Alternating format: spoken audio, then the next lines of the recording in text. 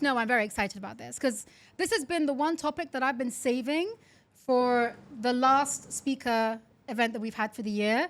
And to get both of you here on the same night has been serendipitous, is the only word I can use. I love the fact that you're both here. So thank you so much for coming. There is so much I want to talk to you guys about and for you to be able to share. And I'm just going to ask 3 main topics and then ask each of you to give your insights. And then I'm going to open the questions up to the audience. Cool?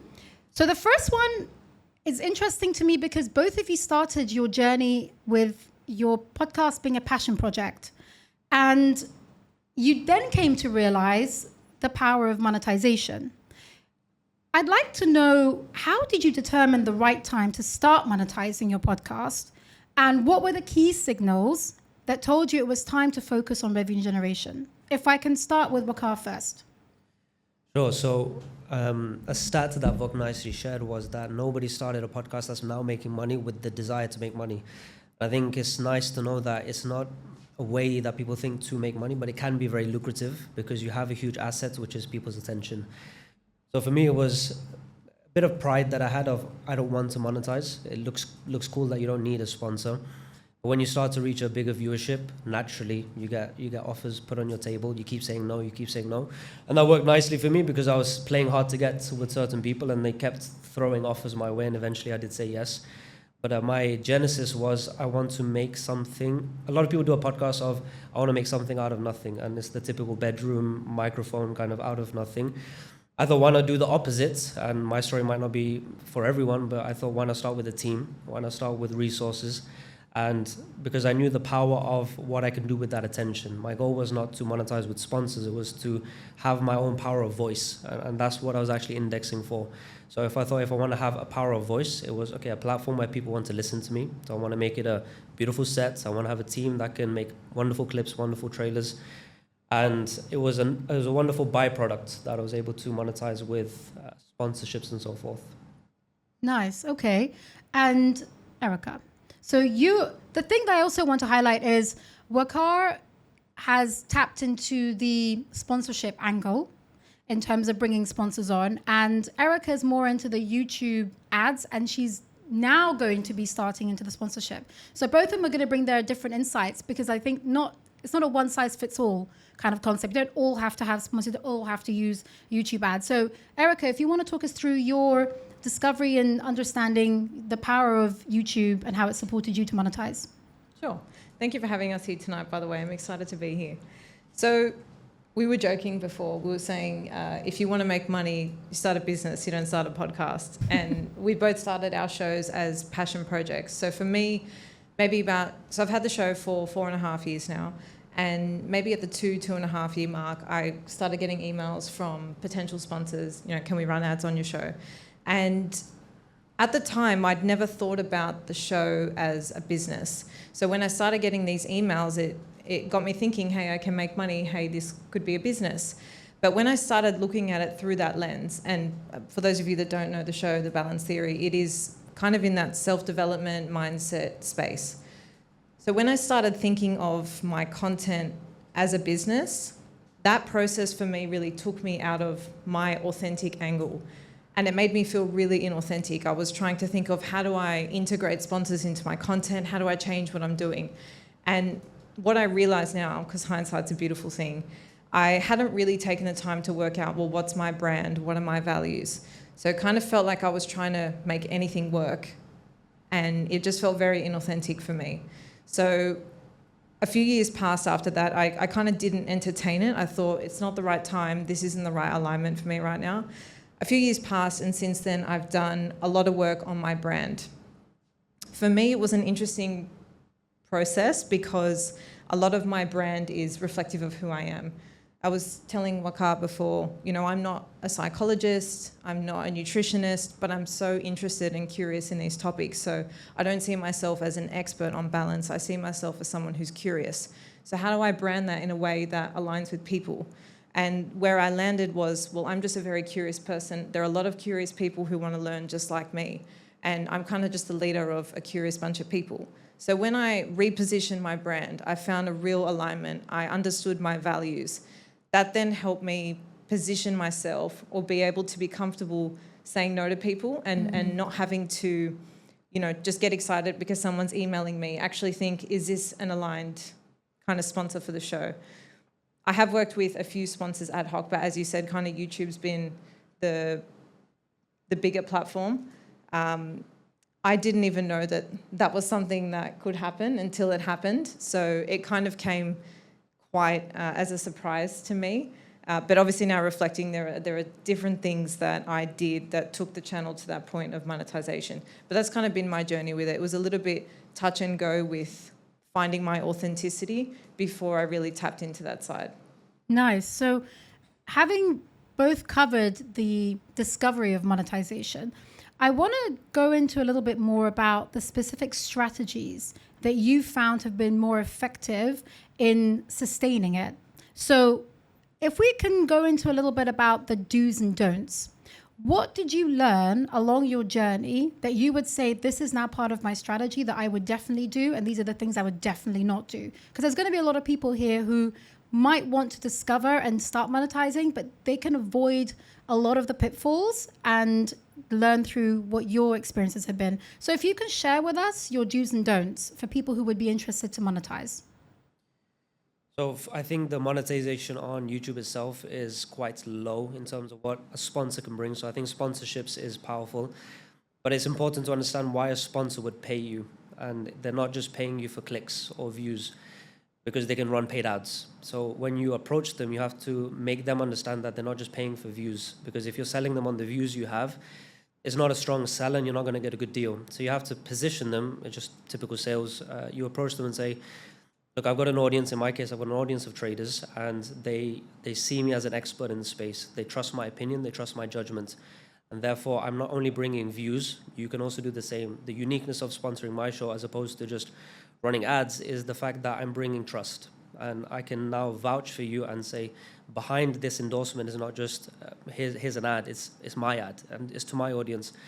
And therefore, you have to understand that if you are able to monetize your audience, you have to have goodwill with your audience. And therefore, you have to be treating them as not just a viewer, but actually someone that you want to pour value into. So the way I was indexing the show is curiosity driven. So because I'm very curious as an individual myself too, when I'm speaking to the guest, I don't have a pre-prepared list of questions. It's a very, what would I want to know if I was an up-and-coming trader? Or now that I am a trader and I have this person in front of me who's saying trading is 90% of psychology, and I don't agree with that, I will challenge them and then have a mini debate. So now when somebody's coming to my platform, they're coming to learn. And I think it's important when somebody's making content, there's two reasons you make content. One is to entertain. That is your typical Mr. Beast kind of video where the purpose of the content is to watch the content and nothing more. Whereas as a podcast, you have long form attention and your goal is to educate. And the goal of education is to change behavior. And if you can change someone's behavior, they're going to come back for more. And then you have a strong relationship with them and therefore they'll trust your endorsement. So I think understanding that side of the podcast, it helps you be a better host to then get the most out of your audience, to therefore when you go to a sponsor, actually position it correctly. It starts off with something as simple as having a pitch deck. And just like a lot of you guys that are maybe hosts, you will have a outreach process for prospecting guests and maybe a team member, maybe you're doing it yourself, but I assume you would have systems in place to do the logistics, to do the reach out. Hey, I'm going to a tour in the US. I'm going to be there these dates. There's a whole due diligence and nurturing process for a guest. The same has to apply with sponsors. And the way I've done it is I have a stable partner where I have a long-term agreement with. That's a whole topic I can touch on how to land a longer-term deal.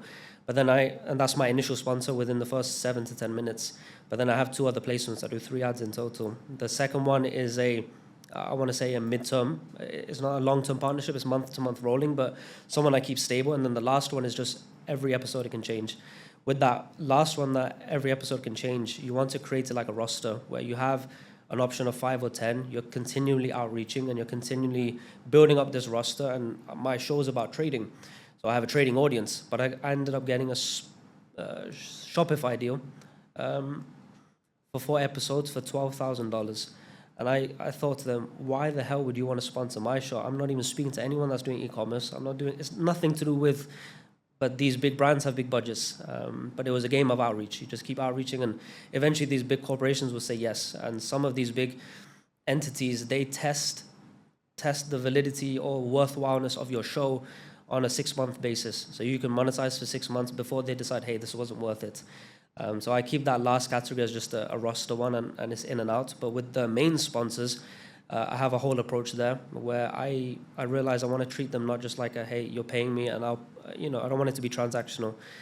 With my main sponsor, it's called Alpha Capital. With them, I'm treating it as if it's my business. So I'll do, by my own choice, a weekly check-in with them just to understand their business better. And I had a call with them today, and I explained how I'm going to, okay, let me share this. So I realized an asset of a podcast host is not just your audience, it's your guests you have on the show. And I think a lot of people don't think about that. And what I realize is I'm an aggregator. A host, a podcast is an aggregator where we aggregate thought leaders, or in my case, leading traders in the industry. So I thought instead of just productizing my audience and selling views through sponsorships, why not productize my guest and my network? And what I've started as of this week is I made a mini agency, and I already have the resources, team, and everything. I'm doing everything anyway. So I thought, why not go to some of my friends through the show that were guests? And I realized that they maybe don't have a sponsor. They don't have a business that they're monetizing in this way. I can approach them and say, hey, why don't you come work with my sponsor?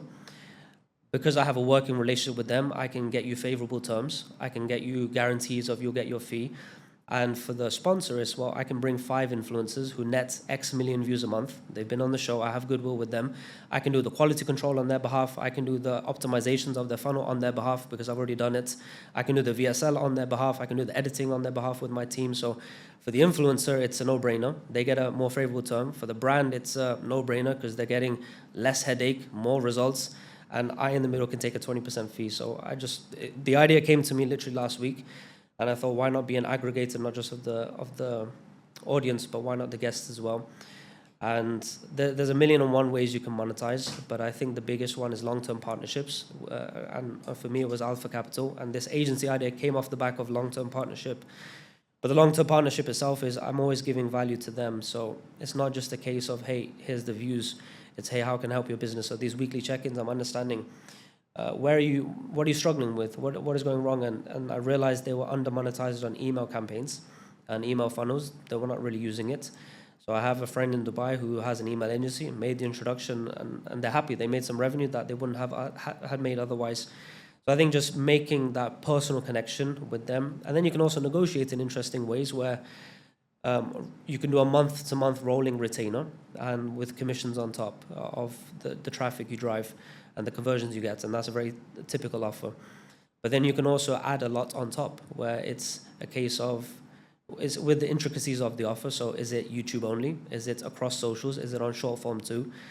You can really itemize your offering, where it's for example, we itemize it of, you want a mid-roll? Okay, that's the initial offer. You want a link in the bio? That's an extra. You want a pinned comment? That's an extra. You want it in the bio of my Instagram? That's an extra.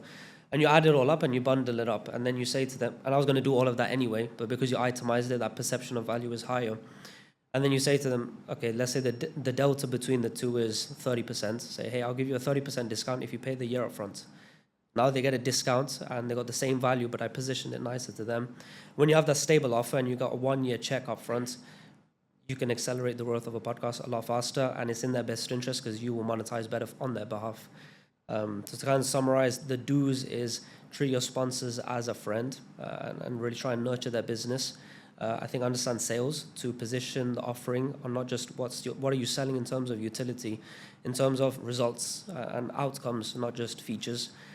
And then also having a kind of a back burner sponsor pile, just a roster of people that is just, they add a little cherry on top here and there. Can I just say that your idea of agency deserves a round of applause? Honestly, I mean, that was just an idea that came to you and you ran with it, and that's just creating a new revenue stream from an existing revenue generating idea. I already have an email marketer in my organization. I have the editors, of course. I have people that can do landing pages, active campaign, CRM. I already have the infrastructure. The difference is you might have it, but you took the action to implement it. So you started launching it and saying, look, I have already these people in place. Let me do more with this, which is in itself a genius idea. I love that. You've given me so many ideas. Just I'm listening to you like this, like, oh my God, I have to watch this back again when it goes live. I'm like, brilliant. And I have one more question for you. So for my first season, I had it sponsored, right? I had 0 viewers, no subscribers, nothing. But I was like, I'm going to get this and see if I can actually give it a rationale to bring a sponsor on board. Now I'm thinking I should try the episode sponsors, right? It just seems like it's so much hard work. For me, working on getting one sponsor for an entire season of 10 episodes seemed a lot easier than having this pool that you're saying you should have a few on the back burner and just kind of as a roster go through them.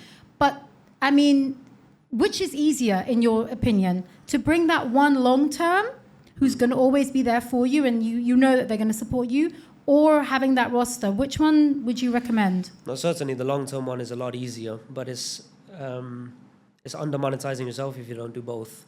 And if you don't have the time yourself, you can hire. It's an admin role. You're just copy pasting similar outreach emails. You have a Google Drive with tracking of who you've outreached, and then they haven't replied, have a notification to follow up in 2 weeks.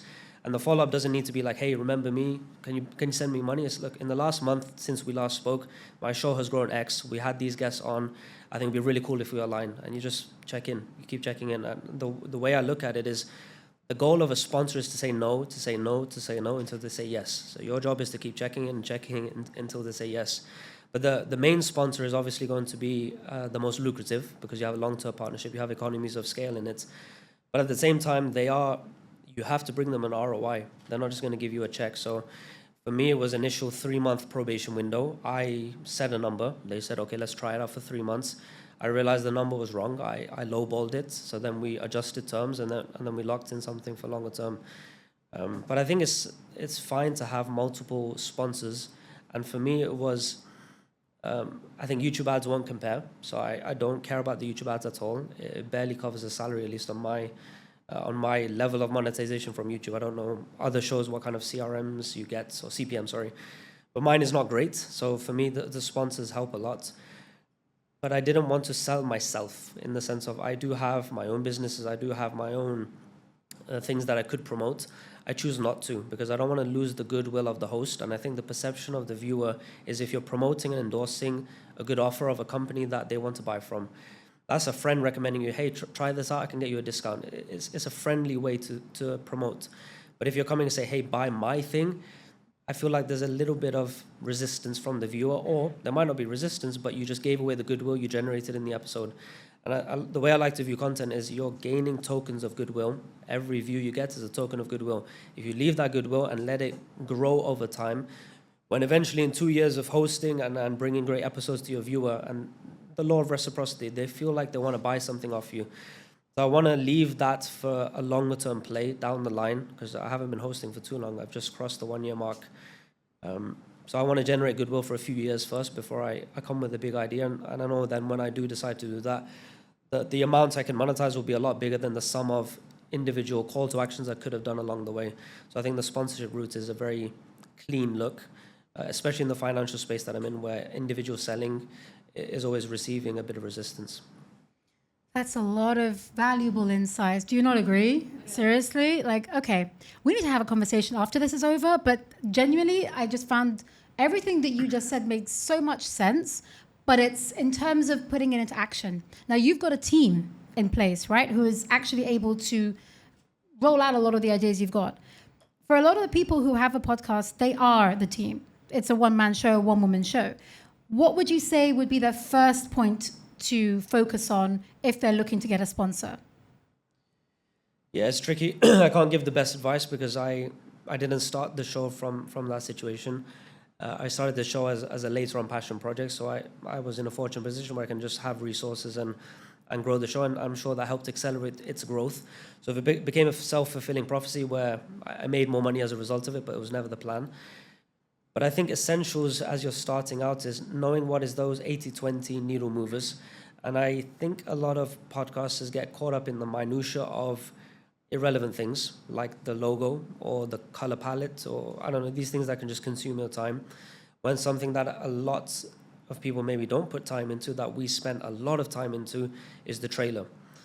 And I think the trailer is one of those things of if you can make a 60-second clip where you get so much curiosity or conspiracy or controversy, or you get people's emotions involved in the trailer and leave a cliffhanger, the likelihood that they'll go watch the episode is very high, and therefore you've just captured a short form audience into long form, and that will help accelerate your growth, and that doesn't require a team. You can do that yourself.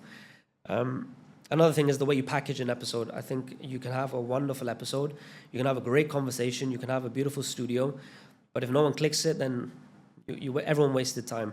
And it's a big ask if you're not a known host, if you're not a celebrity yourself, and your guest is neither a big name. Why would someone click and spend an hour of their time? It's a big investment, an hour of someone's time into a show that they've never heard of and people they don't know of. No one's going to click. So then you have to really understand how to maximize the packaging, which is just the title and thumbnail. YouTube now has a split test feature, but initially we were manually split testing, where we would have presets for variations. We would aim a benchmark of 10% click-through rate in the initial hour. If it wasn't met, we quickly change it. These things go a long way, and that doesn't require a team. And the moment you're doing these little things that have a compounded effect, then you should be in a position with time to be able to monetize and get a team and then do the extra stuff that does add up. It's the 1% that add up, but it's not essential from the beginning. Nice. Thank you for that. That's a lot of value. So thank you for sharing that. Erika, over to you. So if you give us your insights on the do's and don'ts when it comes to building that channel for YouTube and how to monetize that. Sure. I'm not as fortunate. I am a one-woman team, and I have been for most of the time. I mean, in this last couple of months, I do have a few extra people that help me out with like social media and stuff. So for me, the journeys looked very different.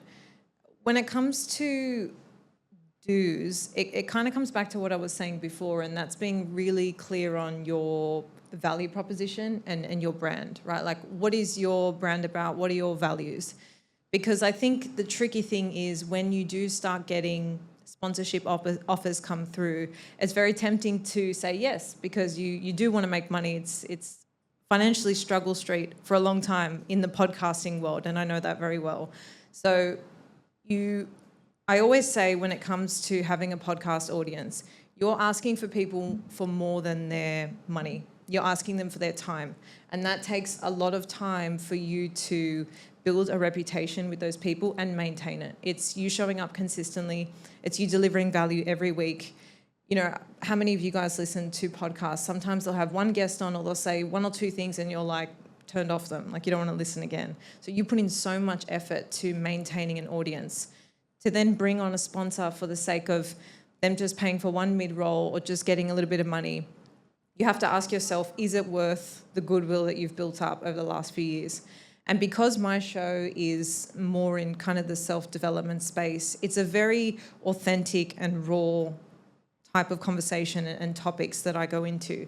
So for me, for a long time, the answer was no. It's not worth me getting a couple $100 or whatever it is for a sponsor when it's not really aligned for me. So a big don't, I would say, is don't just take on sponsors because they're going to pay you. Do set boundaries. Do feel comfortable saying no, because the right sponsors will come along. Do be consistent. Do experiment. So I think there's a fine line between having your brand and your brand values, but then also experimenting.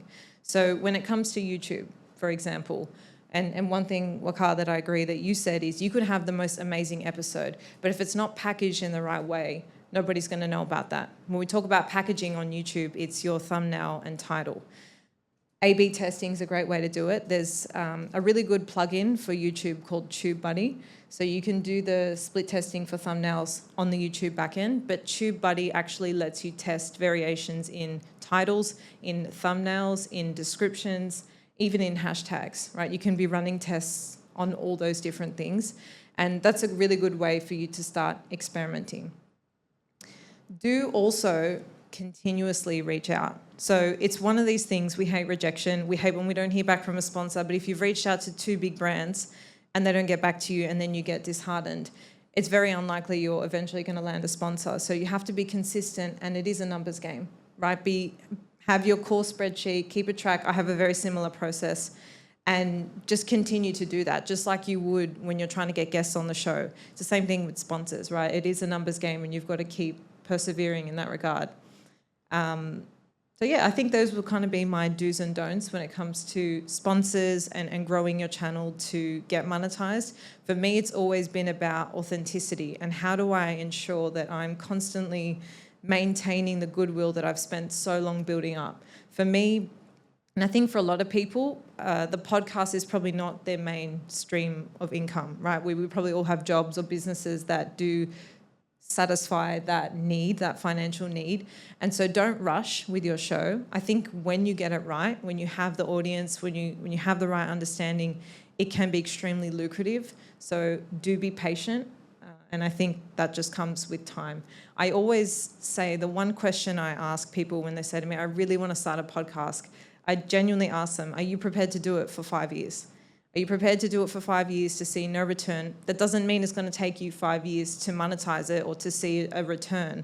But when I started, the shows that I was looking up to that really inspired me, these hosts that I was like, I really want to be like them, I want to have shows their size, they'd all been around for 4+ years. So I just said to myself from the beginning, even though it was a hobby, I have to do this for 5 years before I stop. I have to just keep going and see where I am in 5 years, and then I can assess. And along the way, I've learned so much. There's been no love lost. You know, if I got to 5 years and I thought, this is just not worth my time anymore, I've gained so much from doing that. But by not giving up, there is that inflection point where invariably you do grow. The snowball gets bigger. People start seeing you. You don't do the same thing for 5 years, right? You're constantly changing, trying new things. You will have natural moments where you plateau, but ultimately you're always growing. It's like people are so scared to launch their first video, but that's going to be the worst that you'll ever be. That's what I always say to people. Like, my first video is up there and it makes me cringe when I look at it, but that's the worst that you'll ever be. So you kind of just have to get that one. That's like your tax to get in, right? You have to just get that one out of the way, and then you're always going to be improving from there. And you never know. Imagine in 5 years where you'll be, you know, how much you've grown in 6 months, 2 months, 1 week. Every podcast you learn something, you tweak something, right? So do experiment, do keep evolving, and just be patient. It does come when everything kind of aligns. I love that. Thank you so much for sharing, because you hit upon a really interesting point, which actually is a nice segue into our third question, and it's about authenticity.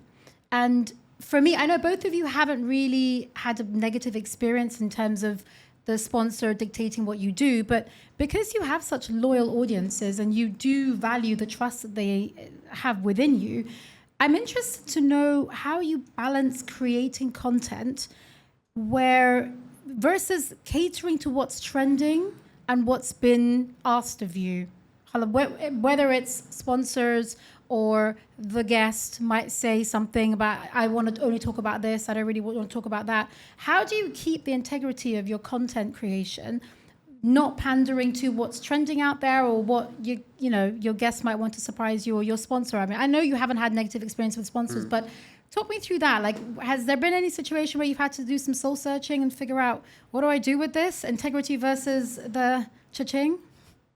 Red pill, blue pill. Yeah. You want to start? Sure. I forgot what I was going to say. Do you want to start? Sure. Let my thoughts come back. Yeah, so I mean, I think there's a simple solution: is don't take on a sponsor that wants their messaging to be extended through you. I think there's just no advantage. Even if they're offering money, the whole point of a podcast is you have power of voice. The moment you lose that, you lost your whole show. So I think that's just a boundary that no one should ever consider crossing. When it comes to the ethics of the show and, let's say, a guest having an agenda, every guest does have an agenda because they want something out of it. That's why they are there. And that's usually access to your audience. And they will have indirectly ways of promoting themselves, or maybe it's just they want to inflate their subscriber counts for their own socials, but they do have an objective. So I think it's fine to understand what they're looking for and maybe even cater for that. If they want a collab post, go ahead. If they want to, these small things, I think is fine, because it is a mutually beneficial platform where I get a bit of someone else's audience every time I host, and my audience gets to see new faces every time, which is why they're viewing. So I think that shared platform thing is fine, and actually going out your way to promote your guest is nice. I do put them in the description and all of that. But when it comes to a guest having an agenda of trying to say certain things, so at least my style of hosting, I'm a little bit abrasive. Not in the sense of I want to have a clash, but I do want to test someone's thoughts. And that's the whole point of a podcast. You want to hear someone's opinion and then ask them why. Because in a clip on Instagram, you're scrolling, you hear someone's thoughts. In trading is 90% psychology, and you keep scrolling. On a podcast, I can ask, wait, why do you mean that? And then when they explain what's behind that door, and then I see there's not too much, then I challenge them. Then I go further and further, and maybe even then say what my opinion is. On other instances, I push and see what's behind that door. They have a great answer. Maybe I learn something, or maybe I get to say my beliefs, and then we meet in the middle, or one of us learns something. I think that's what the point of a podcast is. You explore each other's ideas, even if they have an agenda, challenge it, ask about it, because that's the format. And I think my audience respects me for that I'm not just a guy with a mic and passing it on. Rather, my job is to say what they are thinking, because they can't. They're in the comments. So I can ask these tough questions, or they like it when I'm doing these kind of things. When a guest wants to sell something, I kind of let them know it's not a nice look, right? And they usually get the hints, so they don't usually come in and plug right away. And aside from that, I never really had any other bad experiences. If a guest is saying something out of line or just something I don't agree with, I just say it on the podcast, like I don't agree with that. There's one episode particularly where I just felt like the guy was a walking TikTok. He was just saying the one-liners, stuff he'd heard on TikTok, and he was just regurgitating it. And I pushed hard on that episode, and I just felt like there was nothing behind it. So I put a disclaimer in the beginning of the episode of like, my bad, guys, if I felt off today. But I value you guys' time. If you want to watch, go ahead. But this is what happened this episode. I put it as a disclaimer. And it got a lot of views anyway. So I'm sure. What I also found is the views are not intuitive. Where when I think this episode was a home run, there was so much value, it was so in depth. I'm looking at it as a frame from a host, which is I'm an expert in that area. Maybe the viewers are beginners, so then that goes over their head.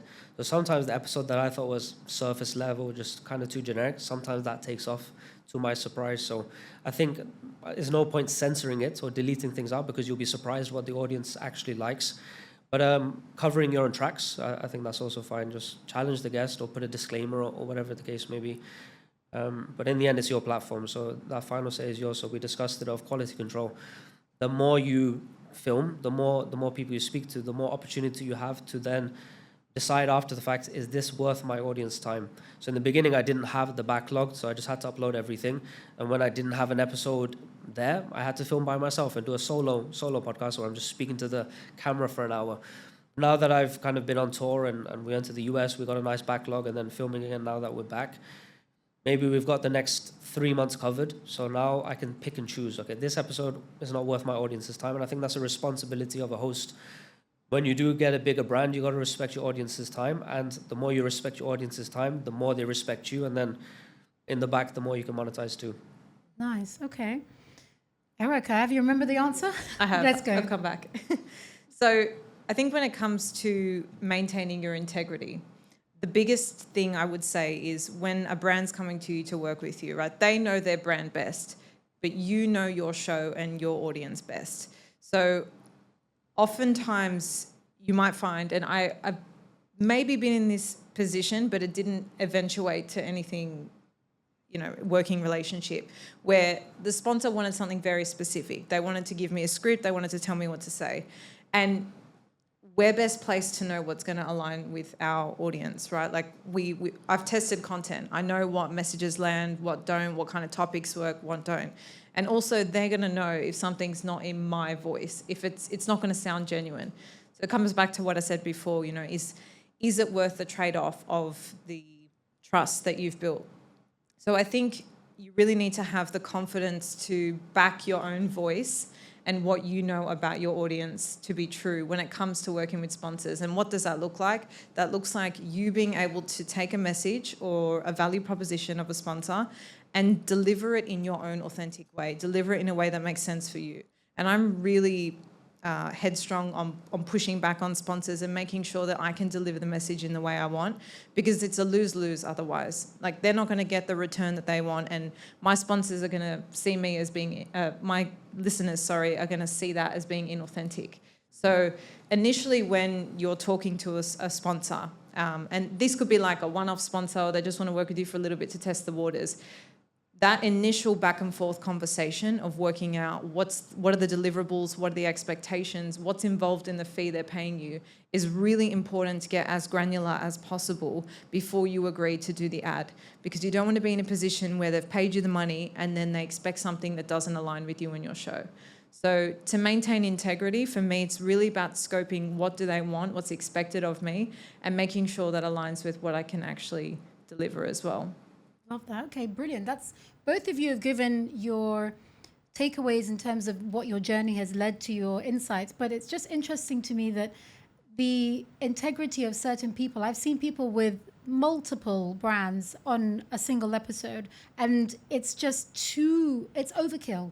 And I feel like they're not selling out, but in some certain way, I feel like their message is not authentic because I know them off screen, and that's not how they show up. So I kind of feel like they're pandering to what is required of them. And it's really very refreshing to know that both of you have not experienced that, and you're holding that integrity and the ethics for your podcast as core to what you're creating, which is why I think the success is just skyrocketing. So well done on that. The other thing I wanted to touch upon before I hand over to the audience for their Q&A, Waqar, I noticed that you've got two channels. One, which is you're bringing on your guests, and the other one is you doing more solo content, right? And I know that, Erika, you actually are more about bringing guests, and you're thinking about putting or separating it or some way bringing your own solo content as well, if I'm not mistaken. So I'm currently alternating. But we were just chatting about, is there value in splitting out the channels? This is where I wanted to know in terms of, do you have any experience in terms of if it's helped on the sponsorship side? Has one fed into the other in terms of more credibility, more viewers? Can you monetize both? Like, what is your takeaway on that? Like, what have you learned along that process? Sure. So I think when you look at the biggest podcast hosts, they always had something going on, in the sense of Stephen Bartlett had a big exit of his company. Joe Rogan, obviously the UFC, he had involvement there. When you look at Impact Theory, I think he was the founder of Quest, the protein bar. So a lot of these big hosts usually have a huge cash exit and then start a podcast because it's a passion project. The goal is not to make money. So when I look at it like that, they all had attention first for other reasons, or if they didn't have attention, they had extreme expertise. So I think it's important to index for one or the other, or ideally both. I'm trying my part to do both, and the way I look at social media is a lottery ticket every time you press upload. So we're doing media scaling, and for those that are not familiar with the term, it's the, let's so-call it phantom accounts, where we have Waqar Asim Gens, Waqar Asim Insights, Waqar Asim Talks, Waqar Asim, like we have like 30 accounts per platform, each one doing 3 uploads a day. So we're doing a month, thousands of clips, uploading, and a lot of them get 100, 200, 500, 1,000, 2,000 views, but then occasionally we get 1 million views, 2 million views. So this is all just your billboard around the internet, and that is attention, that is influence. Because the moment, if somebody's seen my face 20 times on TikTok this week, and then they see a thumbnail of a YouTube video or a podcast of mine, that likelihood of them clicking is slightly higher. And it depends what kind of clips you're making. If the clips you're making are showing a level of expertise, or you're showing a nice opinion, or you're giving some value, giving some advice, you're generating emotions in individuals, and they are like, you're not just a guy on TikTok. I like this guy on TikTok. So I think trying for that. So my personal brand as well, the short form endeavors are rather new. I think we are week 8 of doing, or week 9 of doing it. In fact, Harris over there is leading that show. So we have an organization of maybe 7 or 8 editors, and then a few account managers, and then he's the quality control. With all of that, in 8 weeks from zero, each account started from zero. I didn't inflate any of them by tagging them or anything. They're just brand new accounts. I think in the last 8 weeks, we must have crossed across all platforms maybe 7 million views on just pumping away. And by the way, the work was already done. I've been filming podcasts for a year, so I didn't have to do anything extra. It was just having the team there. But that was unlocked because I had sponsorships to afford that budget. But that's kind of the snowball that comes from it. But I did have, preceding my podcast was a small personal brand that's kind of picked up alongside. My personal brand is, I guess, larger than my podcast, but it's different viewership because people come to your podcast to listen to your guests' opinions, and you're there to steer the conversations and maybe give some input. But I noticed if I tried to make that conversation 50-50, people are not a fan. They click for the guest usually, and your job is to get the best out of the guest. And therefore I realized if I want to really express my own thoughts, truly, podcast is not the way unless I do a solo episode. That's where my platform comes in. So I think people therefore want to watch my podcast because they see my personal brand and they see the level of expertise I have in the markets, the level of transparency I have, and therefore I've got a bit of trust there. So then when I'm asking certain questions to a guest, it's coming from a position of goodwill. It's coming from a position of, okay, this guy doesn't have an agenda, or he's not going to take any BS, or he's going to challenge them if he sees they're wrong. And maybe the viewer doesn't have the level of expertise to challenge a guest because they're a newcomer in the trading space. But after a decade in the markets, I can. So and people are also, in the trading space at least, there's no official way to learn. There's no university degree you can go to. So people look to the internet to learn, which is why I think I'm in a lucky position of the show that I have, because people come to the podcast to learn. Whereas some podcasts are just for entertainment. Some podcasts are just for good vibes, let's say. But for mine, people watch it 2-3 times if they saw a guest of value and take notes. So therefore, I have to make my content as informative as I can. And I think to be as informative as I can, I have to be an individual that can get the best out of it. So I have to be some form of expert. I think the growth of the podcast was heavily linked to my own personal brand growth, which is why we've poured a lot of resources into it. I think we have a team of more than 15 people, just between both podcasts and the main channel, with animators, graphic designers, editors, short form. There's a whole infrastructure there. But then that they amplify each other. The bigger my personal brand is, the bigger the podcast will be. The bigger the podcast will be, my personal brand will follow along. So I think that's the kind of the lottery of social media, where you keep uploading, you keep putting content out there, and they all mesh into a nice, empire that you can build off the back of it. But it's step by step. You don't start off with a team of 20. You start off with just yourself, and you build from there when resources unlock. And with regards to personal brand, it is different to a podcast. And I think just to touch on that, I would encourage everyone, because if you've got the desire to do this long term, it helps to have a personal brand, and it gives you an opportunity to say things in another way, where you can go into depth because it's your platform. They click to listen to you, whereas in the podcast they maybe click to listen to the guest. And for me, my monetization of my own business is through my personal brand. So I don't monetize myself on my podcast. I think it's not a nice look, in my opinion, where you're generating goodwill and then ask them to buy something off you. So I completely separate them. I don't monetize, cross-promote or anything. My personal brand has its own monetizations, has its business, and then my podcast has its monetization routes. And then I collect that at the end and allow that to accelerate growth. I love the way that you've structured that. And I think it is very authentic and adds to your credibility and integrity that you don't monetize from your personal brand as such, as the content that you're putting out there. It's more your opinion, the way that you do certain things, your techniques you use. And I've seen some of your content. It's like a follow me in the day in my shoes kind of thing. And I think it's interesting for people to do that. And I kind of have seen some people who have even monetized that. And it's literally like they're trying to sell everything they're doing. So keeping that separate to the monetize thing, I think it's a really nice touch you've got there. I love that. Erika. So I think obviously there's like different formats with different shows. I think for the content I do, and from its inception, I've always alternated between interviews and solos. And every time I've polled my audience, because I've had the same kind of thoughts, do I separate it? Do I just do interviews? They always say they love the combination of the two. Now, as I sort of mentioned before, I'm not an expert. I'm just a very curious person. So it's me downloading a lot of things that I've been introspective about, or that I want to share, or that I want to challenge other people to think of for themselves. So I think the mixed format does work well for me. It's interesting to see, although, like on different platforms, for example, audio version versus YouTube, the different formats kind of get different clicks or different downloads. So I find the interviews do better on YouTube, and then the solos do better on audio, which is always really interesting to me.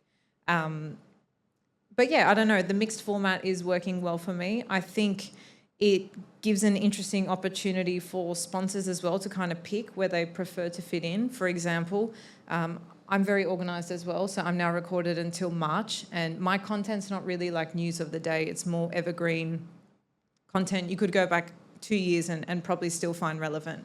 So for me, when I'm that recorded ahead, I can talk to a sponsor and we can find what's the most aligned episode. You know, if they're a health and fitness brand, well, I have health and fitness related guests coming up in January, February that could be most aligned. But then I may also have solo interviews, solo podcasts that have content that works best for like a productivity app or something that I'm genuinely using. So for me, I don't know, I find the mixed format has been working well. We were just kind of chatting about separating it out. I think that's an interesting concept. But I think for me, for now, the mixed format's working, and it's one I've been using since its inception. So. Well, as they say, if it ain't broke, don't, fix it. So I think if it's working for you, keep going. But I love the fact that both of you are very into experimenting and trying different things. Waqar, you've got a team who are ready to, you give them the instruction and they're going to roll it out, which is such a blessing. And also, Erika, the fact that you're just constantly trying new things, and consistency is the message I'm getting from both of you. Experiment, keep consistently creating and putting it out there, but all analyzing it as well, keeping that performance analysis, checking up on how they're doing, the A/B testing, and so many resources that are available to you now to be able to take the information and see, did this perform well? Yes. What did I do here? And I think that's a testament to your interest to give more value to your audience. And that's probably why they do have such trust and loyalty towards you. So thank you for giving your insights. I do have another question, but I'm going to open it up to the audience. So I know there's a lot of people who are nodding, and I looked around and there are people taking notes. So I'm going to ask if you can put your hand up, please. And very eager, I love it. So if you can just start with your name and keep the questions, if you can, brief. Questions, please, not comments right now, questions. And then I'm going to ask does anyone can I give this? You've got it, yeah? Okay, so Marwan is going to come over to you and give you the mic. So I think we've got Lama, are you coming? Yalla, Marwan, Mr. Marathon Runner. No, actually. Oh, you want to do this one? Okay, here you go. There you go. Thank you. Okay, Lama, you start the question. Hi, guys. Lama Osman. So, quick question regarding your pricing strategy for your pitch decks when you're presenting your podcast. Are you using the first basis, which is how much is my production costing me? And then I am, let's say, putting a percentage, 20% increase. And are you also including your host fees as well as part as the pricing model? Just want to figure out how you guys are getting your pricings. I didn't take that route because if you're selling them on your cost of production, that's not how they're going to operate. They're thinking on, is your viewership bringing me an ROI, not is your production bringing me an ROI. So I think you got to understand, which is not easy, but the way I understood it was I go with one brand and see how much ROI I made for them. That gave me a benchmark to then go and negotiate and shop around for other offers. With the leverage, I've already got a sponsor, so if you want to take them off me, you have to pay an additional fee, and you shop around like that. But I didn't know how to price it. I didn't put out my production. I just put it as an imaginary what I think the ROI could be. They thought one number, I thought one number. We met in the middle. We said let's do a 90-day probation. At the end of the 90 days, we had an exact number. I realized I was off, so I renegotiated the retainer and increased the commissions, and then locked in a long-term deal. So I think it's not based on your cost. It will be based on what you can generate for them. Yeah, I have to agree. Mine wasn't a formula per se. It was more about what is the value that I see in this person getting a mid-roll or a pre-roll on my show. And it is a case of trial and error. You might have 2-3 conversations where they all say no, or they may come back with, a good question to ask them is, well, what is your budget? So you can start to gauge, right? And it might mean you miss out on a few opportunities, but I feel like there's not a lot of transparency in the space in terms of how much you should charge. I've spoken to some sponsors who look at your audience size. Others look at the average downloads in the last 30 days. So it's really hard to know what is the benchmark, what's the expectation. So I feel you need to work out what is worth my time for me to record an ad and put it in my show and actually push this to my audience. Set yourself a number and then start putting it to sponsors, see how they respond. Ask them for their budget, and then slowly over time you refine it. You don't have to get stuck in, I said it was going to be X amount, so it has to stay as X amount. Feel free to be flexible with that, and you'll eventually find a happy medium. But it is trial and error, at least in my experience anyway. Thank you for the question. Hi, I'm Dan Al-Hanbali. Yes, so when it comes to, I love the way that you talked about packaging. When it comes to sponsors' access to your guests, sometimes you have sponsors that are getting access to really high-profile guests, and I'm wondering, is that potentially cause for any sort of conflicts with the guests when it comes to tagging them, referencing them in any way? And do you have any learnings you can share on that? I can give you an example if it's not clear. Yeah, no, Like- that's clear. Yeah, okay. I've not had this issue per se. I think if you're going on a podcast as a guest, you kind of expect them to have sponsors. I think as the host, you have a responsibility to be kind of cognizant of what sponsors you're putting on what show. So if I have a guest that's got a fitness app, I'm not going to run an ad for another fitness app. That's just not ethical, right? But I've not had the specific issue of, having to flag it with them before or ask them for permission or anything like that. Because at the end of the day, it's my show. They've agreed to come on the show. How I would manage that if a conflict arose, I think a conversation is always best fitting. But I do think you do need to think about what sponsors you're putting on what show as well. That's your leverage, right? So if you've got, like, for example, now I actually just went on tour in Australia. So I've got my first 8 interviews of next year are all really high profile guests in Australia. That's my value proposition now when I'm speaking to sponsors, because I've got guests that are bringing in big audiences. So, I think it's reasonable for guests to expect that you are working with sponsors, especially when you are a little bit of a bigger show. And yeah, just be kind of mindful of what sponsors you're putting on what episode. I hope that answers the question. If it's answered, then we're good. Next question. Hi, so it was a lovely hearing both of you. I have a question. When you decide on your guest, do you prefer going inclusive and say it's open for all, or you think maintaining an exclusivity and saying, I'm going to decide maybe one industry, one guest, and that's something I like to try and do on my show? Does that help more? Yeah, Or so- you like to keep it midway, like make it inclusive, but perceive that it's exclusive? What works? Are you referring to the niche and the variety of guests you want to Yes. have? Yes. Yeah, I had that exact same thing where my curiosity is broader than just trading. So initially when I launched the show, I had a lot of high profile guests with millions of followers, but they were outside of the trading niche. I had reality TV, I had TikTokers, I had celebs, I had a wide spectrum. They just didn't get traction. They didn't get views. And it would be like, I got a celeb that has 1 million followers, gets 5K views. Then I get a trader with no followers and that gets 100K views.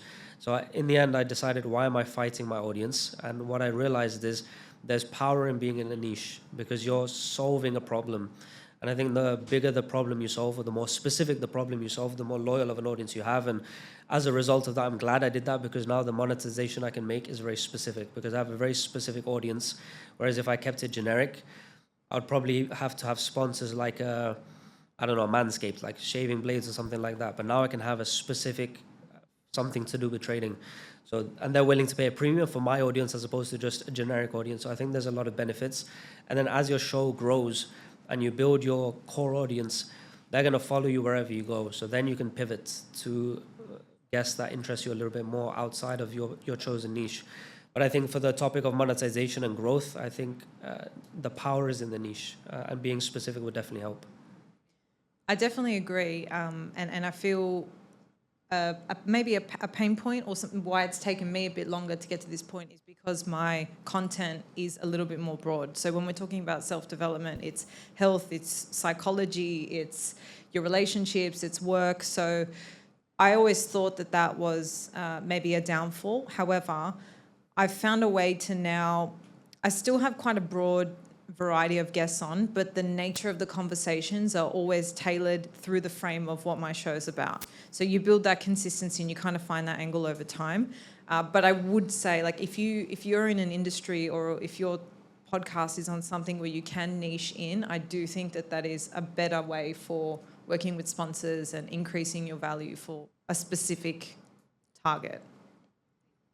I think there's an interesting point that if you do a little bit of research and just see the big successful podcasters or podcasts that you even follow, do you follow them because their content is consistent within a certain niche, or are they so diverse? Because if you figure out what that bliss point is, then you should somehow follow what you feel intuitively connected to. If you feel like for example, Erika has a very interest, self-help and self-development is a huge topic. But what you've touched upon is how you take those best practices and implement them in your life to create a more balanced life in terms of mindset, physiological, all of that. So that in itself is still broad but niche. She's not doing self-help or I keep calling it self-help, self-development in terms of for, let's say, just mindset. That's very niche. She's broad, but she's kind of honed in on her being curious enough to understand what she wants to take away from new techniques or what's coming out or what are the trends that are working. So I would just say do a little bit of research and then figure out what works for you and test it. Like what they're saying is gold. Just put it out there, test it. If you have an idea, put it out, test it and get the feedback, get the analysis, and then pivot if you need to, tweak it and keep going. So interesting question. I just want to add, Yeah. sorry, Go I want ahead. to just add one quick thing. I think we shouldn't undermine the fact that your niche is also you, right? If you think Yeah. about all the podcasts that you follow, the chances are you're listening to that show because of the host, even Yeah. if they're interviewing people. You like the way that they ask questions, you like the angle they come from. So at the end of the day, even if your content is a little more broad, your niche is you, and that is also your value. I love that. That is so true. There has been this ongoing debate within the community that do people follow a podcast or stay engaged with a podcast because of the host or the guest or the topic? And I always believe that the host is the constant. So people do tune back in for that. But obviously the topic and the guests keep it exciting and different. Someone might resonate with you, someone might not. But the host is your common denominator. So if you connect and resonate with the host, whatever they put out, even if it's a really bad episode, you're still going to maybe watch the first few minutes and be like, yeah, this is just so not me. I love you, but I'm out. You know, so you will kind of check in on them again. So I love that. Your niche is you. Love that. Completely agree with you, because I think the host will pull the loyalty and the guest will pull the views.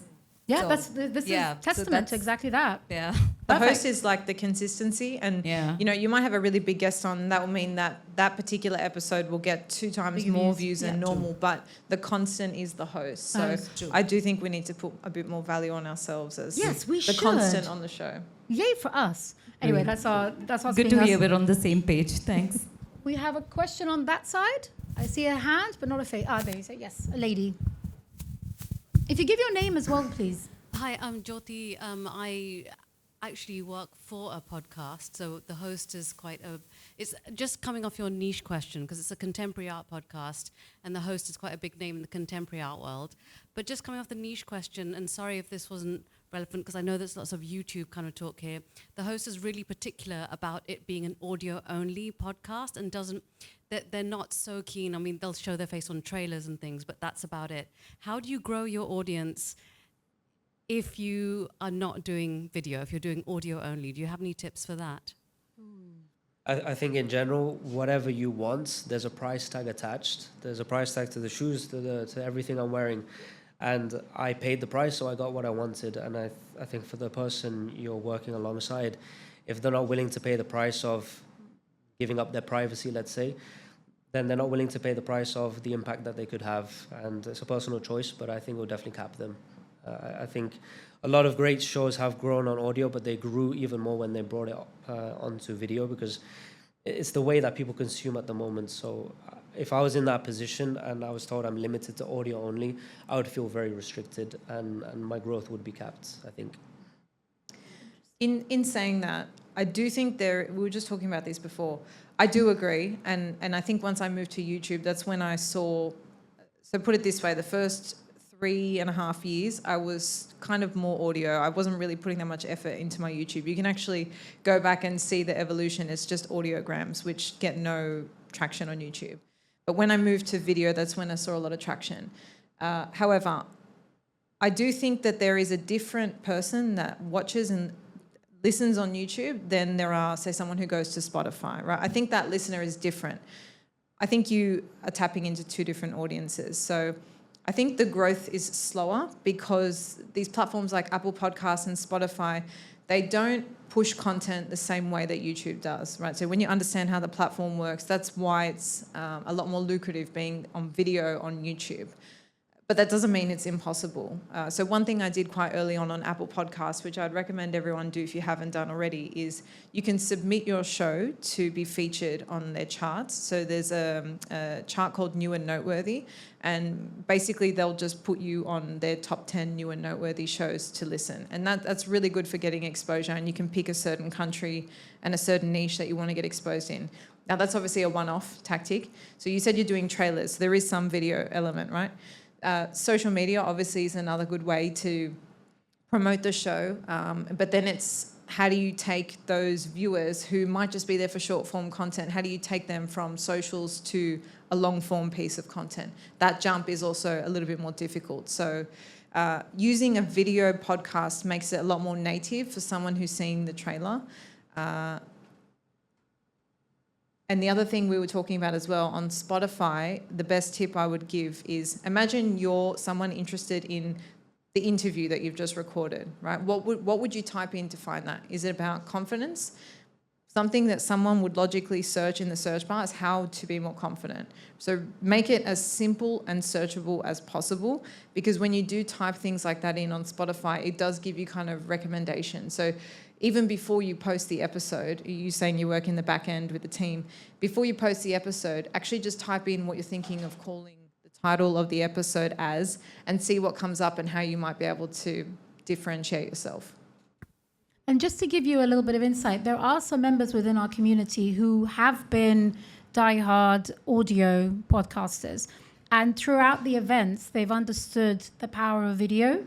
So they have ventured into that journey and are now in the process of starting their video podcast. So I'm actually even thinking about doing an event in the new year where I'm going to be bringing some of those people who have crossed over, let's say, and share their insights. So that's another one, because a lot of people do feel like audio is their platform, and then vice versa. Some people feel like I have video, and there are actually people who I have video, I don't need to do audio. I have all the content there, but I just can't be bothered, or I just don't see the benefit of it.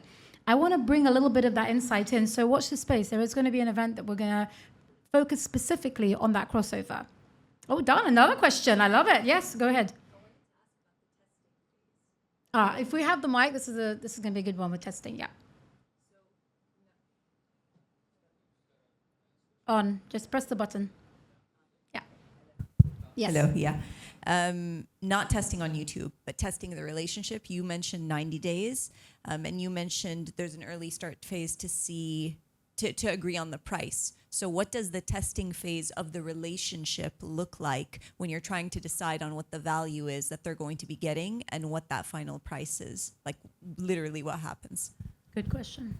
In my case, with the main sponsor I have, I wanted to do and I think it's important for a podcast to do a retainer plus commission. If you do commission only, you leave too much risk on yourself.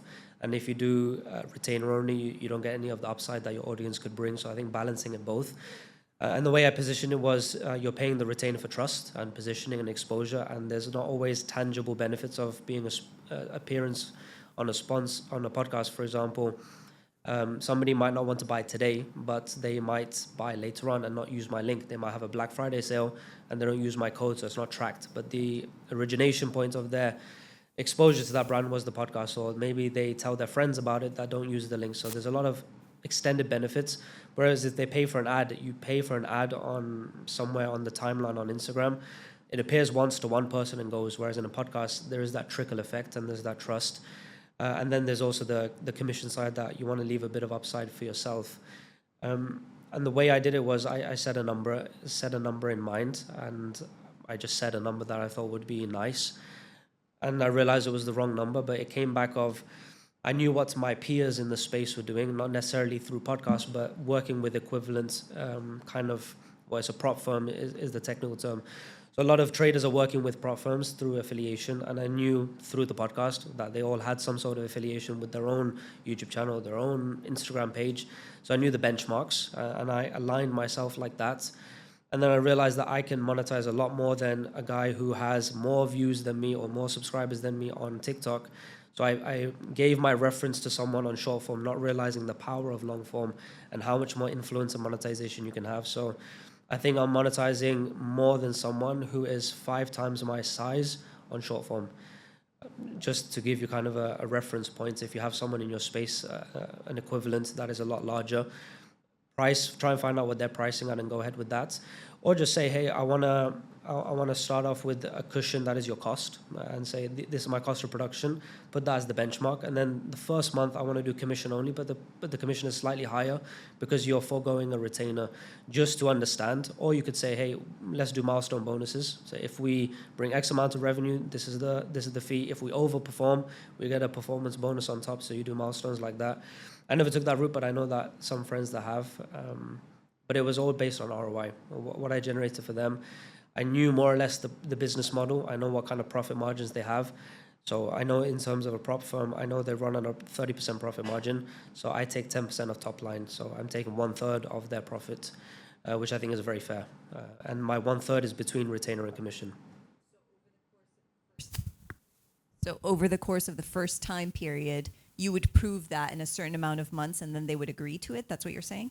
Yeah, so just to give you a bit of numbers, it started off as 10K a month, retainer. That was just placement for an ad, and then a pinned comment and a link in description. And then I wanted 10% of revenue, but I negotiated heavily, and this was the sticking points, but it helped because I wasn't in urge of getting a sponsor. I kept saying no, they kept coming back to me, I kept saying no. So I eventually said, okay, I'll take the deal, but I don't want 10% of the first time purchase. I want 10% of the lifetime value of the customer, irrespective of what code they use or when they buy. If they signed up because of me and they buy in 6 months, I still want to get paid. So LTV was a big win in my opinion, especially when you have a business that you're affiliating with that has a high repurchase rate. So it was a 10 plus 10, 10K plus 10% commission. I realized at the end of the first month, ballpark, I knew I wanted to take 20% of their top line. That's kind of what I was aiming for. I realized that number was off, so then I increased my retainer, I doubled it, and then kept the commissions the same. But it was based on the first month revenue that I generated. And you can track that because you know that if I have 10% of commission, whatever your 10% is, you times it by 10, you have the whole amount that they made.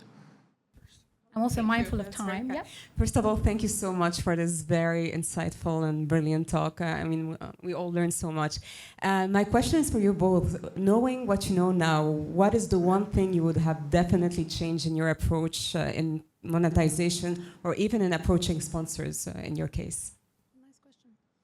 I probably would have said yes sooner. I just had You're so resistant. I had a senseless pride of I don't need to monetize. But there was no need. I think it was part of I think if I was selling on my Instagram stories, that would be a bit too close, feels a bit personal, but every podcast has a sponsor. It's very normal. The viewers expect it. No one sees it in a bad light. In fact, it's a bit of a hack because if I'm trying to add a sponsor to a vlog, that looks weird. But if you just throw in an ad in the middle of a podcast, no one cares and you can make some money out of it. So if I did it sooner, I would have made a lot more because I waited 11 months or something before I turned it on. So it would be that. Just there's no need to delay it if you are hanging on. Nice. The thing I would say is you don't need to wait until you're bigger or have a bigger audience to start. I think if I didn't have that mentality and I started maybe pitching a bit earlier, I would have had a lot more practice managing conversations with sponsors, working out who I like working with, etc.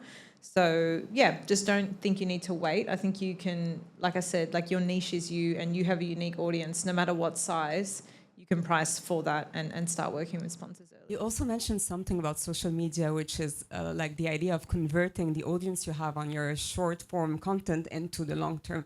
So what is for you the best advice you could give? Because these are very different audiences and yet you need them to be actually continue your podcast.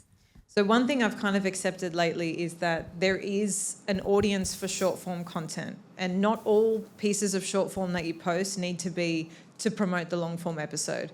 But what you can do, one thing I found works really well to actually, because what you're trying to effectively do is take that person off social media and put them onto YouTube. You're actually trying to ask them to change what platform they're on. So there's this app called ManyChat, but basically it's that function on Instagram where you say comment and I'll send you the link. The app I use is called ManyChat, and I find that works really well when I have an episode. I just say, comment the guest name, let's say it's Maria, and I'll DM you the link. That's just a very easy, low barrier to entry way for people to say, oh, I like this reel, I'm going to comment, then it's in their DMs. That's just a one way easier than them having to click the link in your bio, find the episode, etc. So that's worked really well for me from taking people from socials to long form. But I do think there's a role for short form content as a product on its own. Nice. Hamad. First of all, thank you guys so much for the incredible insight. My name is Hamad. Have you guys ever had to stop an episode in the middle of filming because things got a bit too awkward or maybe heated? And if not, like if this happened, how would you deal with it with the guest? Have you? So maybe Zia might remember one episode that I had where there's a guest that I had that is on social media, so he's on the cameras all the time. And he came into the room and it was nice. I was wearing a blazer, so it wasn't hot. But like 5 minutes in, he's dripping with sweat. Oh, God. And I see it. And I'm like, do I say something? Because if I say it, he's going to get embarrassed and it's going to make it worse. So I didn't know what to do. So I just like, okay, let's keep rolling and maybe we edit it out. And then Zia stepped in like, guys, let's take a break. Let's get him a tissue. But then you laugh it off. We took a break and we carried on. But heated moment in terms of like awkward silences or anything, I think that's the job of a host. Your job is to steer the conversation. If you find yourself, anyone finds himself having a lot of awkward pauses and stuff, just practice. The art of hosting is a skill. This whole thing of like rigid conversations and predefined questions and question lists for the guest, I think leads to a very unnatural conversation or the conversation is going this way, but your question list is this way, and it's a very broken up episode. So I think being just very in the conversation, very curious, and just asking, whatever's on your mind. But also, you have a lot of time as a host where they're answering for 2 minutes. Just keep thinking, what could I ask? What's the best thing? And when you have something in mind, think, is anything new coming up? What would be better? And I'm always having this game of chess in my head of, what's the best question to ask? When's the best time to pivot? How long have we been on this topic? Because the podcast is a series of clips in the end, in terms of short form. So I'm thinking actively, what are the clips I can get out? And an advice I got from someone was, Shan Hanif, if anyone knows, is you want to have predefined 10 viral clips you could have before you approach the podcast and try and get them in.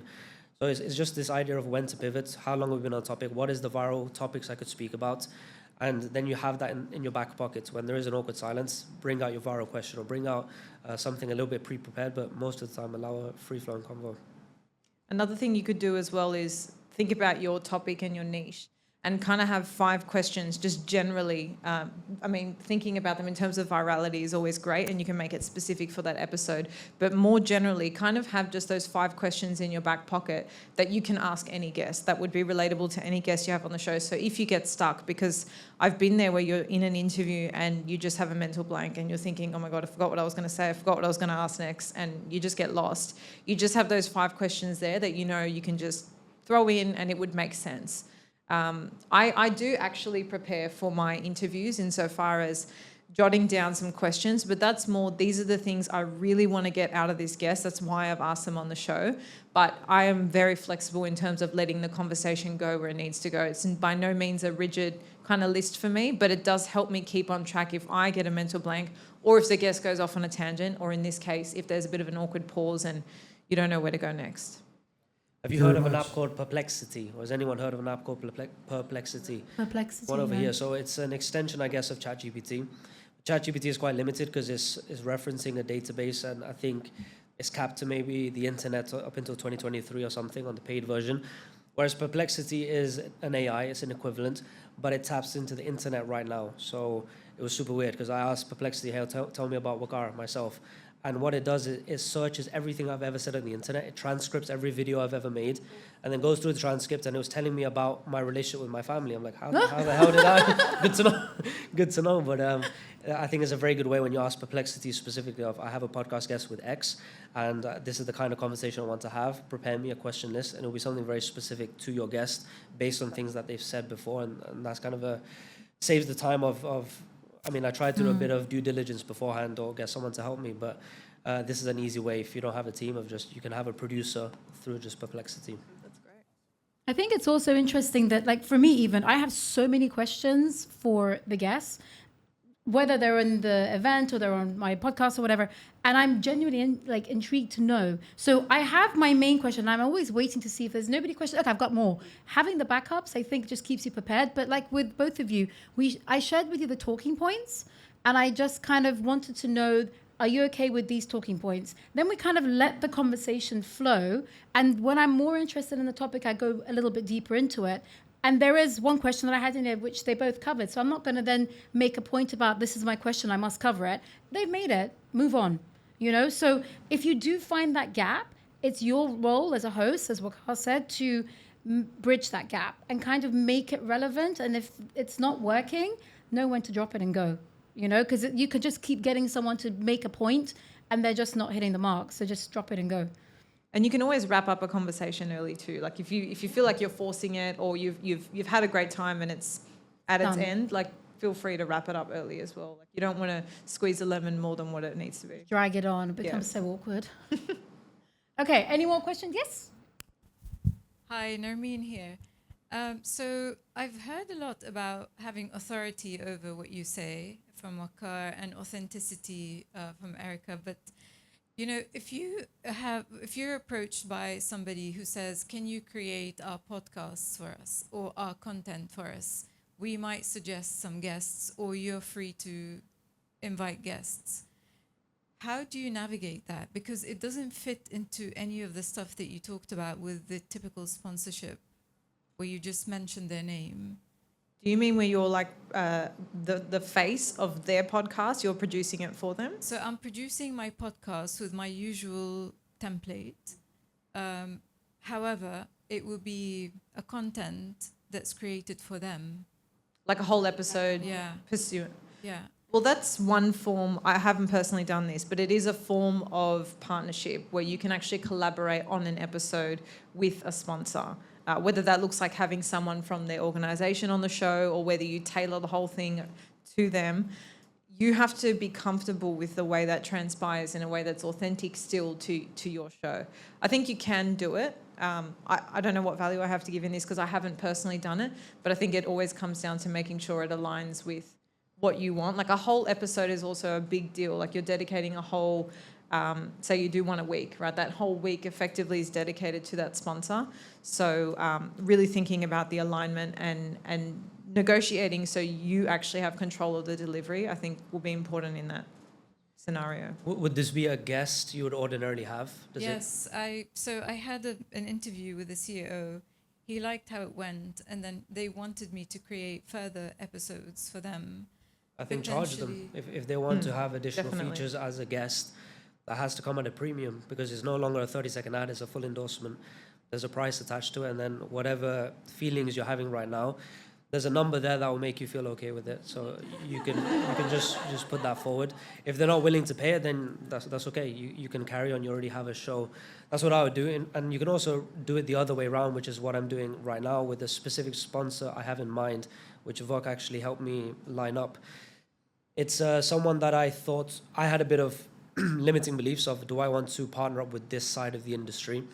So I was just saying no to every offer I had on the table. And then the individual that Vok has introduced me to is someone that's very high up. So it's like going with the gold standard in the region. So there's no conflict of interest. I don't have any issues with it.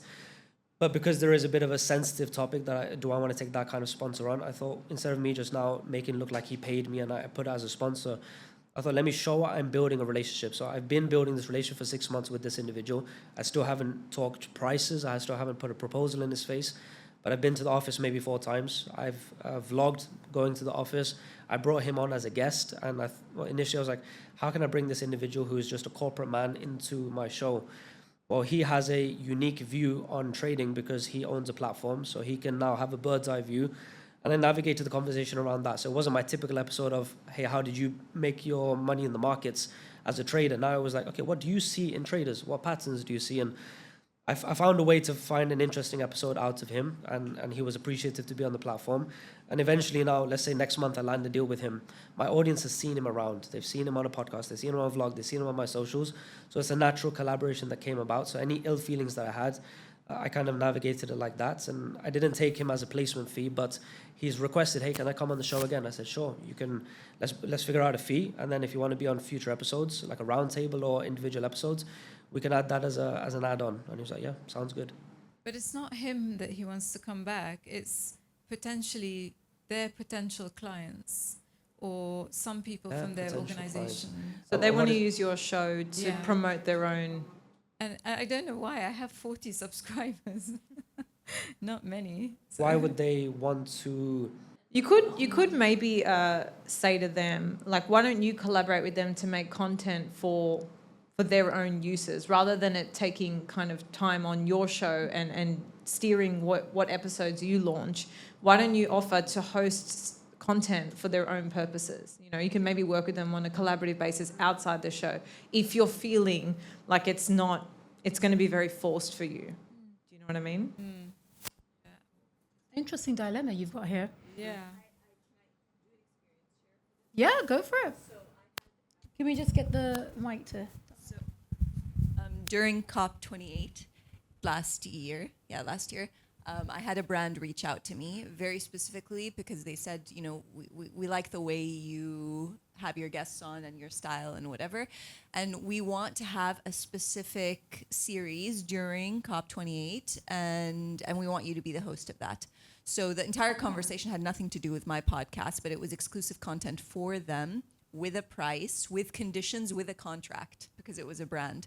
So, and that took a life of its own, but it was completely separate from my podcast, but they came to me because of my podcast. So I think that there are ways around it. You just have to decide what the price is and what the package is going to be. Well, it looks like they're looking for your experience as a host. They want you to help them make their content. So it doesn't have to be, as Erika said, it doesn't have to be on your platform. If they're just looking for assistance of logistics, editing, and you being, you know, the host, you can do all of that and charge for your time. It doesn't necessarily have to be on your platform. If that's the resistance you're feeling of, you don't know if you want to post it, you can kind of do it on their behalf and say, here's the content, and they can post it. Can I just, from a production perspective and platform perspective, so hosts, sometimes they're ranging around $3,000 per episode, but some go all the way to $10,000 per episode. I've had a guest that wanted to host an international production podcast, and she wanted $50,000 per episode, but she had around 50 million followers from her socials. So again, I think don't go below a certain number. My biggest advice, don't go below, let's say, around 4,000, right, per episode. I'm talking not dirhams, dollars. If you are on the top tier, on the top A of productions. So that's...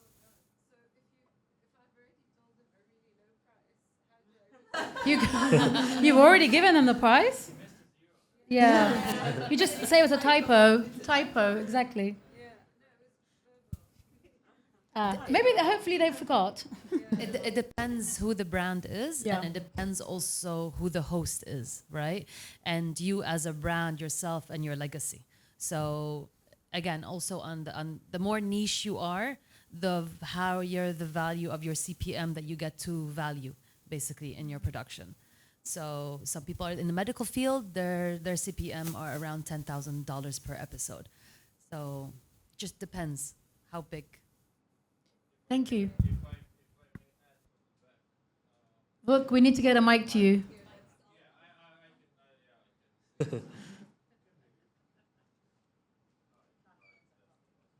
One more. Yep. Keep 1, 2, 1, 2. There you go. Just needed my 1, 2. Yeah. So if someone approach you once, there is someone else going to approach you tomorrow and day after tomorrow, etc. So I wouldn't stress about charging them enough. Charge them whatever. It's going to be a practice run. So I see way too often in this market people trying to monetize their shows way too soon. A number of podster hosts are asking for advice how much they should charge for hosting an episode for a brand, and they just recorded 10 episodes before. So I think it's just a practice run. Charge it whatever you charge them, even do it for free at the end of the day. It's going to be a good reference for tomorrow. Nice. Okay. That's also what I told you earlier, is that you're gaining more from it than they are. So you could use that as a portfolio piece and then create a pitch deck and then Yeah. that. Use it like a case study. You could always say as well, like, this is my price for the first one. Like, I really want to work with you guys. And then after that, we'll talk about, like, you could put together a package in that time. That's nice. For the first one, I'm going to give really Yeah. low ball, and then boom, I'm going to give you the right price. Well, not to freak them out, but Yeah. more like, I'm giving you a bit of a lower price just for the first one. I always do this when I work with companies. You can say whatever you want, and then you can put together a package. That's a reasonable jump from what you've originally given them as an idea. Okay, so can we there was one question here, and I'm also I want to hard stop in the next 5 minutes. So can I give you the mic, and then we'll take a question here, and then we'll wrap up. Thank you. Hello, can you hear me? Yes. Yeah. So this is my name is Gahesh. We come from an unconventional podcast format. We have 6 hosts, 3 female hosts. Can't 3 of count. them are here. They're Yeah. sitting right next to each other. And 3 female hosts, 3 male hosts, and 3 female hosts.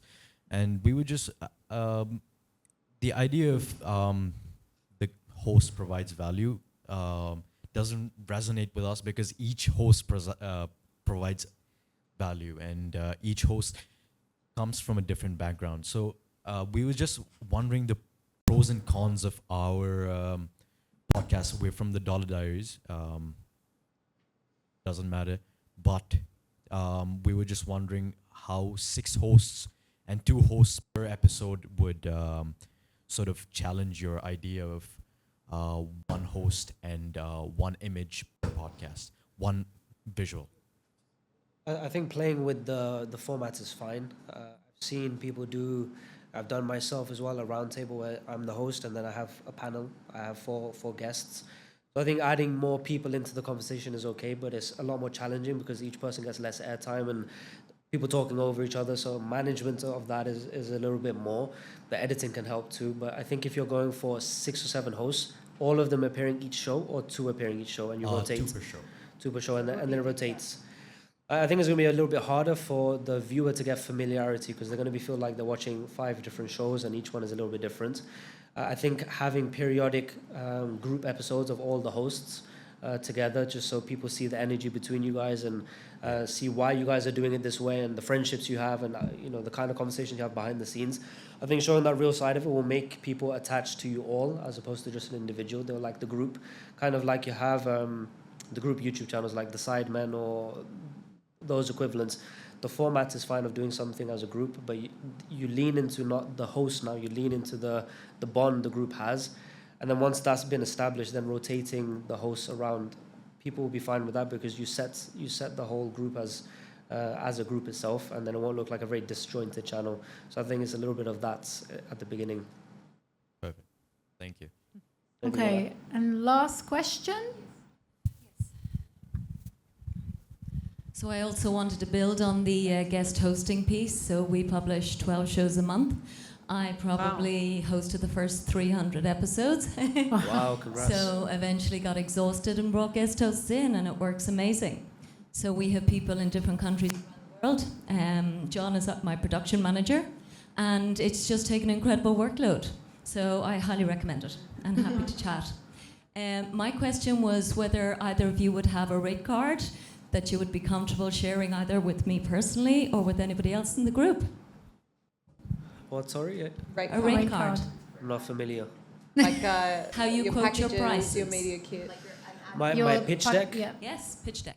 I have a pitch deck. I probably won't share my own, but I can maybe share with yourself, Fari, on my headers.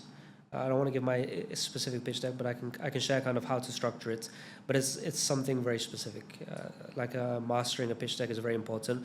Just to add, because I've seen a lot of pitch decks too, people try and sell, as I mentioned earlier, the numbers, and they kind of say, okay, I've got this many views on this platform, this many views, and they bake it all in and say, I got 5 million views all together. And it looks very cool for the brand, but in the end, the big corporations, they'll just be like, oh, that looks incredible, good exposure. But I think the ones that are a little bit more mid-sized, they're going to think, okay, but what's my ROI? So I think you got to, in your pitch deck, not only do the typical stuff of your brand and why you and so forth, it's also identifying them, understanding their pain points. And if their pain point is trust, lean into that. If their pain point is exposure, lean into that. If their pain point is just conversions, you can lean into that.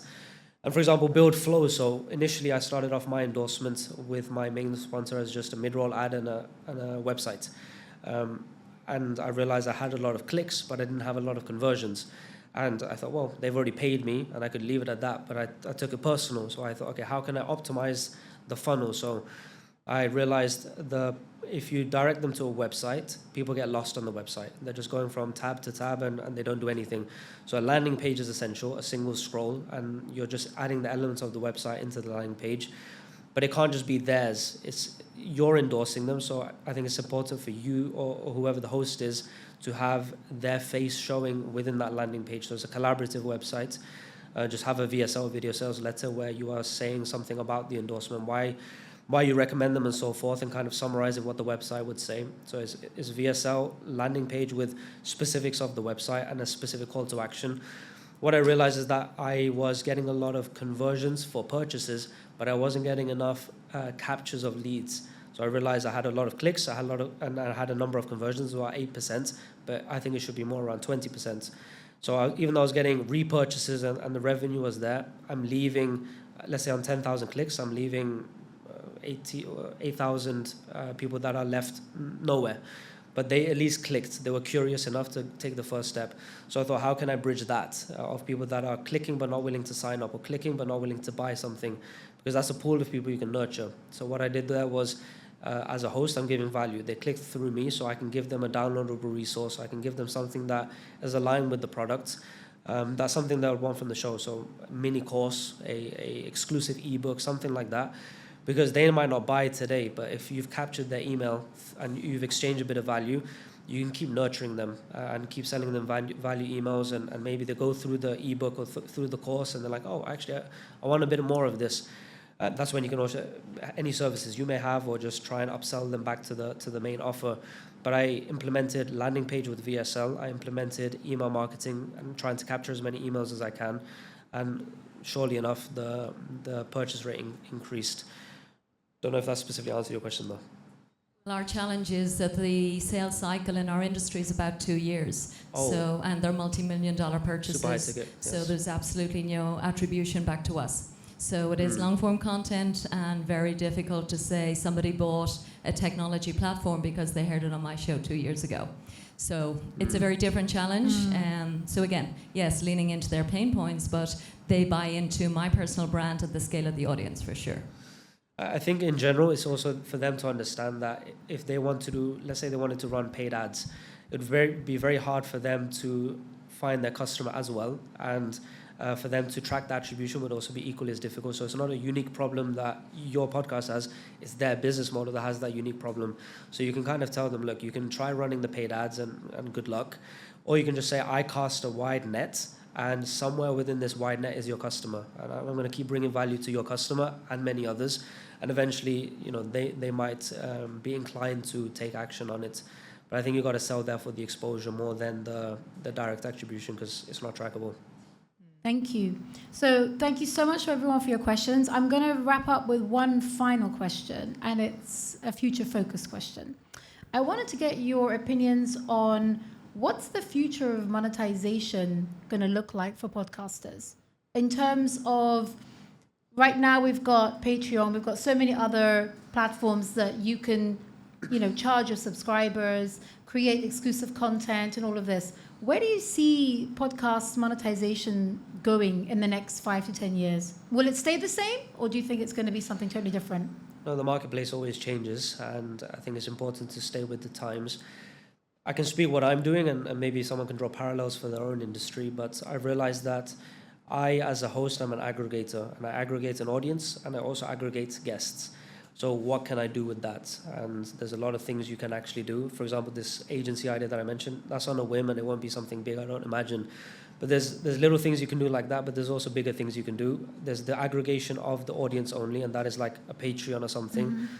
But that's not optimized, I would say. You can also aggregate your your guest list. Something that I'm going to do, and without giving too much away because it's in the works, but if you can bridge the access between your guests and between your guests and your audience through a platform, people will pay for that.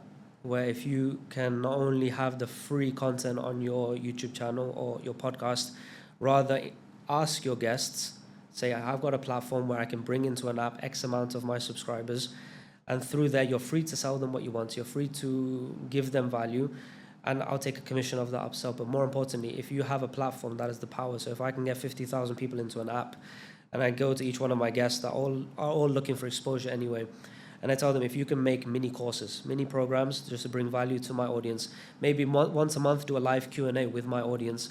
If you can kind of take that hybrid approach, you take from podcast to kind of like a university kind of environment, and you as the platform, you're the moderator. And I took inspiration specifically on this. And when you look at like an Airbnb, they are a platform. They don't own any properties. They just aggregate people that are looking for houses and people that have houses, but they don't own anything.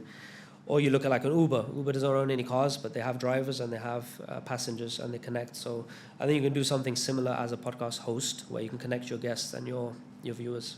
The way you're explaining it makes me think of Mind Valley as a concept in terms of what has been created by Vishen, that he's brought so many, as an aggregator, brought so many different people together and put them on one platform where people can access so many different courses free. There's a freemium model, and then there's a paid version. So then he's got an event side of things where people can show up to the event. I think it's a really interesting way of doing that. That's, again, very... It's powerful if you have a specific niche. Yeah. And I would encourage, what I'm going to do is do it for free, because if you have 50,000 people in the platform and they're actively consuming it and grateful for it, the money will come, whether that's sponsor, whether that's events, whatever. But the power is in the user base. So especially in the first years, that's what I'm going to plan to do at least. Build a database. Powerful. Erika, your opinion? I think it's hard to kind of see too far ahead, because if we look not even 3-4 years ago, Reels weren't even a thing, and that's such a big part of people's strategies now. So I think looking at what social media platforms are doing and keeping your finger on the pulse with a lot of bigger podcasters who are probably going to be the first movers in the space will be a good way to keep up with it. I don't really have any specific thoughts. This wasn't one of my questions. That's why it just came up as the conversation flowed, and I was thinking, where is this going to go in the future? Yeah, I'm not sure, but I'm here for the ride. I love that. There you go. That's the right attitude to end on. So with that, thank you so much. Can we have a big round of applause for our two amazing guest speakers? Woo!